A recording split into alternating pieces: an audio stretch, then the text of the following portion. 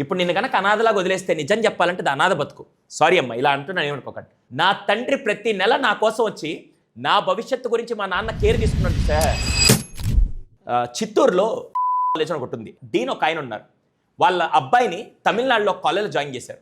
4 ఏళ్ల పాటు ప్రతి నెల ఒకరోజు అక్కడికి వెళ్ళేవాడు.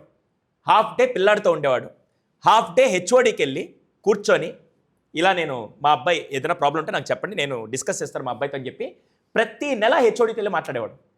మిగతా పిల్లలందరూ వాళ్ళ అబ్బాయిని ఏం చేసేవాడు తెలుసా? ఒరే మీ నాన్నకి నీ మీద నమ్మకం లేదా, ఏంది ఇలా చేస్తున్నాడు, ఈ ప్రతిసారి రావడం ఏంటి పిచ్చా మీ నాన్నకి ఏమన్నా అంటే వీడేం సమాధానం చెప్పాడు తెలుసా?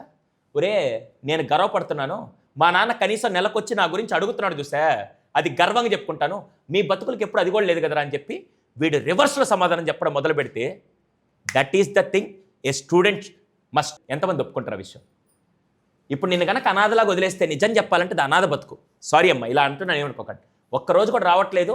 నా తండ్రి ప్రతి నెల నా కోసం వచ్చి నాతో 2 గంటలు మాట్లాడి వెళ్ళి తెలుసుకొని నా భవిష్యత్తు గురించి మా నాన్న కేర్ తీసుకున్నాడు చూసా, నేను గర్వంగా ఫీల్ అవుతున్నాను. మీరందరూ నన్ను క్వశ్చన్ చేస్తున్నారు కదా, నేను ఇప్పుడు గర్వంగా చెప్తున్నాను, నా తండ్రి నాతో స్పెండ్ చేస్తున్నాడు, మీతో ఎవరైనా స్పెండ్ చేస్తున్నాడా?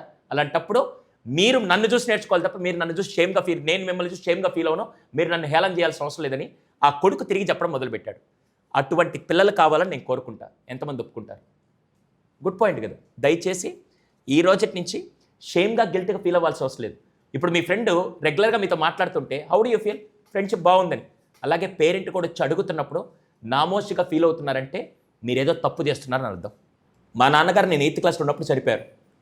ఇంటర్ ఫస్ట్ ఇయర్లో పిల్లల్ని ఫస్ట్ జాయిన్ చేసేటప్పుడు ఎవరు వస్తారు జాయిన్ చేయడానికి? పేరెంట్స్ వస్తారు కదా. బీటెక్లో కూడా ఫస్ట్లో జాయిన్ చేసేటప్పుడు పేరెంట్స్ వస్తారు. 4 సంవత్సరాల అక్కడనే బ్యాగ్ పట్టుకొని నేను మా అన్న వెళ్తున్నప్పుడు మాకెంత ఉంటుంది తెలుసా? అరే మాతో పాటు మా నాన్న వస్తే బాగుంటుందని. ఆ బాధ ఎప్పుడు తెలుసా? లేనోడే తెలుసుద్ది. ఉన్నోడు వస్తే నామోషిగా ఫీల్ అవుతున్నా అంటే నువ్వు తప్పు చేస్తున్నావు అని అర్థం. దయచేసి అది గుర్తుపెట్టుకోండి. ఈ వీడియో ద్వారా ప్రతి కిడ్కి కూడా చెప్తున్నాను, ఎవరన్నా పేరెంట్ వచ్చి చేస్తున్నారంటే ఫీల్ ప్రౌడ్. నీకు ఒక బ్యాక్ బోన్ సపోర్ట్ ఉండి మీ నాన్న నీ ఎదుగుదల కోసం నీకు సపోర్ట్ చేస్తుండని చెప్పి గర్వంగా ఫీల్ అవ్వండి. పక్కన కూర్చొని ఎలాగో నెగిటివ్ చెప్పేవాళ్ళు చెప్తూనే ఉంటారు, దానికి షేమ్ఫుల్ ఫీల్ అవ్వాల్సిన అవసరమే లేదు. This is my message to all the students.